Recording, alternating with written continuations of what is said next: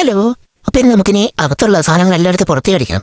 കാരണം ഇനി ടൈൽ ചെയ്യാനുണ്ട്, ഒരു പെയിൻറ്റിങ് എല്ലാം ഉള്ളതുകൊണ്ട് നമുക്ക് വീടിനുള്ളിലുള്ള ആ സാധനം എടുത്ത് പുറത്തേക്ക് അടിക്കണം. അടുത്ത വീട്ടിൽ നമുക്കൊരു വാടകയ്ക്ക് വീട് എടുത്തിട്ടുണ്ട്. അപ്പം ഇതെല്ലാം ഇനി അങ്ങോട്ടേക്ക് മാറ്റണം. പിന്നെ കട്ടിൽ അങ്ങനെയുള്ള സാധനങ്ങളൊക്കെ നമ്മൾ അടുത്ത വീട്ടിലേക്ക് മാറ്റും. അപ്പം ഇനിയിപ്പം നമ്മൾ പയ്യെ പണി തുടങ്ങാം. ബാക്കി ചെയ്യുന്നതിൻ്റെ കൂടെ തന്നെ പ്ലെയിനും കൂടെ അങ്ങ് പോവുകയാണെങ്കിൽ എല്ലാം ഒരുമിച്ച് അങ്ങ് നടന്നോളും. ഇനി ഈ സാധനങ്ങൾ എല്ലായിടത്തും നമ്മൾ പുറത്തേക്ക് അടിക്കാണ്ട് അവിടെ മേളിലുള്ള പൊടിയും സാധനങ്ങളൊക്കെ ക്ലീൻ ചെയ്യുക. പൊടിയുള്ളതുകൊണ്ട് മുഖത്ത് തോർത്തൊക്കെ വെച്ച് കെട്ടി ഈ അലമാരയുടെ മേളിലേക്ക് വരഞ്ഞേറുന്ന ഞാനാട്ടോ. ഞാൻ അതിൻ്റെ മേളിലേക്ക് വരഞ്ഞേറിയിട്ട് മേളിൽ നിന്ന് സാധനങ്ങളൊക്കെ താഴത്തേക്ക് വെച്ചിട്ട് കൊടുക്കും. അമ്മ അതെല്ലാം അടുക്കി വെക്കും. ഈ ക്ലീൻ ചെയ്യാൻ കയറുമ്പോഴാണ് നമ്മൾ കാണാത്ത സാധനങ്ങൾ വരെ കളറിലെ മേളിലിരിക്കാൻ സാധനമെല്ലാം എടുത്ത് താഴത്തേക്ക് ഇട്ടു. ഓരോ സാധനം നമുക്ക് ആവശ്യമില്ലാത്ത സാധനം ആവശ്യമുള്ള സാധനമെല്ലാം സെപ്പറേറ്റ് ആയിട്ട് തിരിച്ച് പാക്ക് ചെയ്യുക. ഈ അതിനകത്ത് തന്നെ നെരി എന്തെങ്കിലും ഉണ്ടോ ഞാനിങ്ങനെ നോക്കുക.